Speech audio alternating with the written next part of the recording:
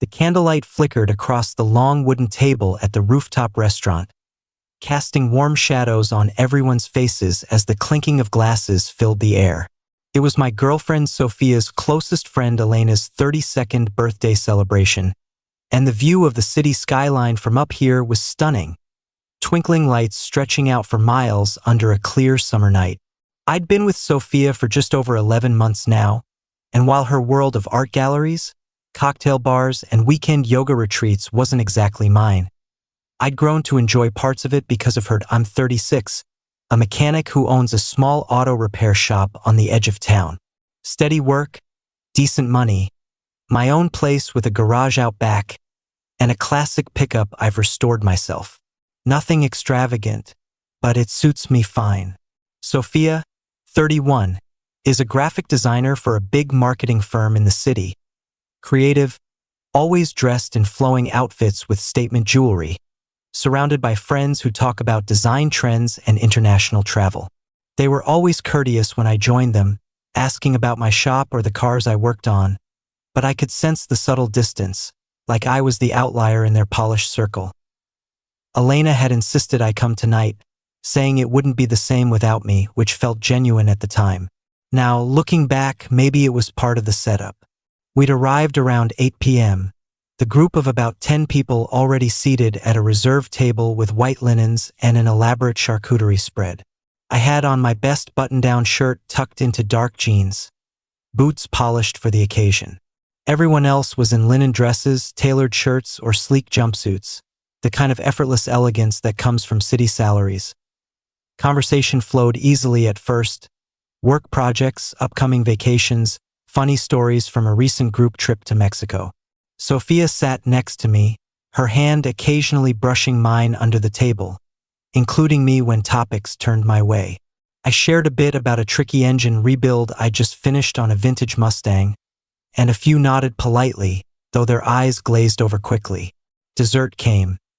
Some intricate chocolate torte with gold leaf, and that's when Elena stood up, tapping her fork against her Prosecco glass for attention. "Thank you all for coming tonight," she began, her voice carrying that confident tone she always had. "This year has been incredible. New clients, amazing travels, and the best friends anyone could ask for." Smiles all around, glasses raised slightly. She turned toward Sophia, a mischievous glint in her eye. "And Sophia, you've been such an inspiration this year, especially in the relationship department." Sophia tilted her head, smiling curiously. "What do you mean?" Elena laughed lightly, glancing around the table for reactions. "I mean, your whole adventure with branching out, trying something completely outside your usual scene. It's been eye-opening to watch." The table quieted a bit, forks pausing mid-air. My fork hovered over my plate as a knot formed in my gut, but I kept my face steady. "Dating someone from such a different walk of life," Elena continued, gesturing vaguely in my direction without looking right at me. "No shared interests in the arts or culture, different education paths, that whole mechanic versus designer contrast. This really clarified things, hasn't it? Shown exactly what doesn't align long-term." A couple of people shifted uncomfortably. One guy, Marcus, chuckled awkwardly. Another friend, Julia, added softly, "It's brave to explore that, though." Elena nodded enthusiastically. "Exactly. Now you know precisely what you do want. Someone who fits seamlessly into your world. It's like a masterclass in self-awareness." The words hung there, the group divided between stunned silence and subtle agreements. Sophia's cheeks flushed deep red, her mouth opening slightly but no words coming out. She stared at her plate, fingers tightening around her glass. No one looked directly at me, but the implication was crystal clear. I'd been the test case, the detour from her norm, discussed openly like a case study. I set my fork down quietly, reached for my wallet, and pulled out enough cash to cover my share of the meal plus a generous tip, probably $80 for the steak and drinks. Placed it neatly beside my plate. "This should handle my part," I said calmly, pushing my chair back and standing. Happy birthday, Elena. Thanks for the insight. I didn't raise my voice or linger, just nodded politely to the table and walked away, down the stairs, past the hostess stand, and out into the cool night air. My pickup was parked a block away. I got in, started the engine, and drove home without rushing. The city lights blurred a little as the reality sank in. 11 months of building something I thought was solid, only to realize I'd been viewed as an exploratory phase. My phone buzzed almost immediately. Sophia calling. I let it ring out. Then a text. Alex, please don't go like that. Elena didn't mean it that way. Another call. I declined and kept driving. By the time I pulled into my driveway, the messages were piling up. She was just tipsy and projecting her own breakup drama. Everyone agrees it was awful. Please pick up. We can talk this through. But I ignored them all. Went inside, poured a glass of whiskey, and sat on the back porch staring at the garage lights. All those small moments I dismissed came flooding back. The time at an art opening when one of her friends asked if I'd ever considered elevating my career beyond fixing cars. The group chat jokes about me being the rugged contrast to their aesthetic. Sophia gently suggesting I try some modern art books to broaden horizons. I'd laughed them off, thinking it was just different worlds colliding harmlessly. Around midnight, I heard tires on gravel. Looked out the window. Sophia's sleek hybrid parked out front. She knocked softly at first, then more insistently. Alex, I know you're home. Please, just open the door. I stayed silent, lights off in the living room. She waited on the porch for 20 minutes, then sat in her car another half hour before finally leaving. Next morning, a bouquet of lilies appeared on my doorstep with a card. I'm so sorry. What we have is real. Don't let one stupid comment ruin it. I dropped them straight into the trash bin. 2 days later, things escalated. I was under a lifted SUV at the shop, diagnosing a transmission issue, when my lead tech, Carlos, poked his head in. Boss, there's a lady out front asking for you. Says it's personal. Wiping grease off my hands, I stepped out to see Sophia standing by the open bay door in her work attire, looking composed but anxious. You shouldn't come here, I said, keeping my voice low so the guys wouldn't overhear too much. Just 5 minutes, Alex. Please. She clasped her hands together. Elena crossed a line, and I've already told her she's out of line completely. When did you tell her that? Because at the table, you said nothing. I froze. I couldn't process it fast enough. She blindsided everyone. Blindsided you with something you'd apparently discussed before. The words came out even, no yelling. A couple customers glanced over curiously. That's not true. Alex, you know I adore you. I know how your circle sees me. And I know silence when something hurtful is said about me means agreement. She glanced around, noticing the subtle attention from my team. Please, let's meet tonight. Dinner, coffee, anything. I don't want to lose this. There's nothing left to lose. I turned and walked back into the shop. She lingered for a bit before driving off. That evening brought a new tactic. My phone rang with an unknown number. Turned out to be Sophia's brother, Derek, whom I'd met at a few family barbecues. He was always straightforward. Alex, man, Sophia filled me in on the birthday mess. That was messed up what her friend said. Appreciate you saying that. She's devastated. Hasn't stopped talking about how much she screwed up by not speaking up. I'm sorry she's upset, but this isn't fixable with apologies now. Look, I get it, but my sister really cares. She's not the type to play games. Her friend described our relationship as an adventure in branching out to figure out what doesn't fit. And she sat there. Long pause on his end. You think she sees you that way? I think her silence confirmed it. Different worlds are fine if both people bridge them equally. This felt one-sided. He tried a few more angles, but I held firm. Ended the call politely. The next afternoon, my phone lit up again, this time my sister Lisa. Alex, what the hell is going on? Your girlfriend just called me crying. Ex-girlfriend. She said you two had a big misunderstanding and asked if I'd talk sense into you. Said she found my number through your shop's website contact form or something. That's persistent. I told her family stays out of this stuff, but she sounded desperate.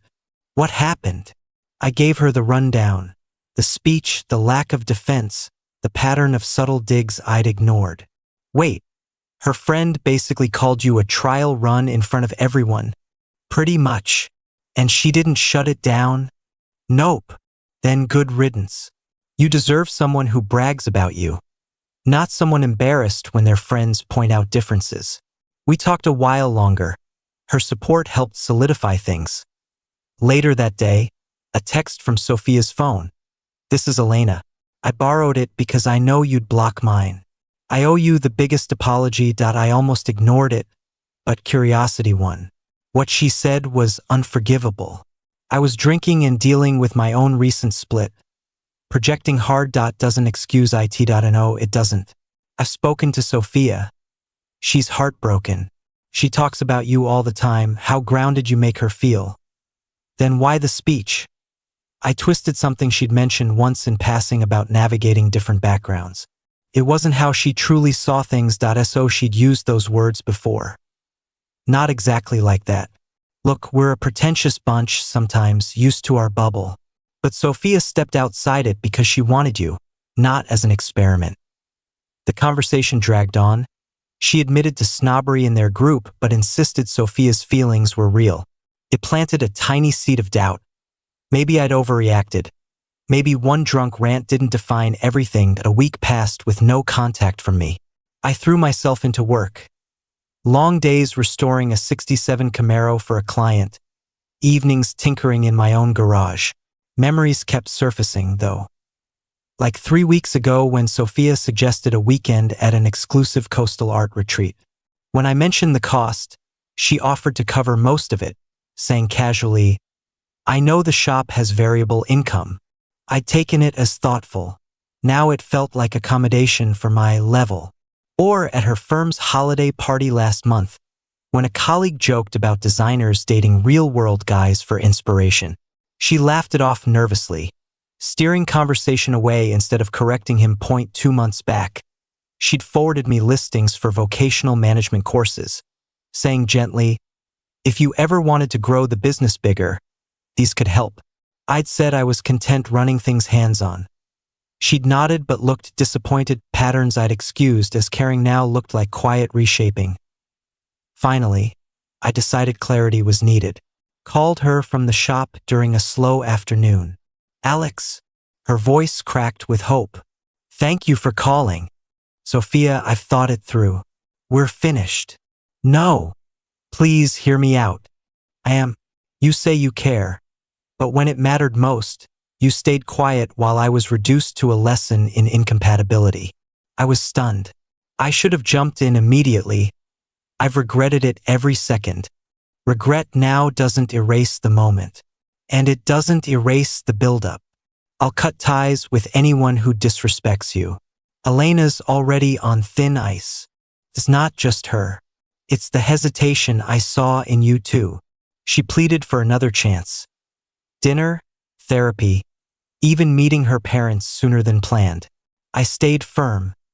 That evening she appeared at my door, eyes puffy, holding a small sketchbook. I made this for you. Designs inspired by your shop. The cars you love. I took it but didn't open it. Sophia, one honest question. Anything. Before Elena's speech. Did you ever view dating me as stepping outside your comfort zone in a way that implied I was less aligned with your usual standards? She hesitated, eyes dropping. Early on, I wondered if our differences would work long-term. The lifestyles, interests. So yes. But that changed. I fell for who you are. Yet the wondering was there. You saw the gap and hoped it'd close. It's not like that. It is. You needed confirmation of what fit your world perfectly. I was the contrast that highlighted it. She reached for my hand. I stepped back. Find someone who never has to wonder. Someone who fits from the start without needing proof. I closed the door gently. No more visits, no more messages. Peace settled in. A few days later, grabbing beers with my buddy Ryan, who runs a welding business nearby, I recounted everything. Brother, I hate to say it, but those signs were screaming. She always acted like she was bringing you into her gallery, not meeting you in the middle. You saw it too. Whole crew did. Nice girl, but that superior vibe was there. Like dating you was her authentic experience phase. Hearing it confirmed freed something. I'm good now. Shop's busy, friends are solid, life's uncomplicated again. Walking away quietly, covering my tab, refusing the please. That was all the closure needed. Elena's outburst ripped off the band-aid, revealing the truth underneath. Sophia learned what she truly wanted. And I learned I won't settle for being anyone's temporary detour. Next time, it'll be with someone who sees being with me as the perfect fit. No contrasts required.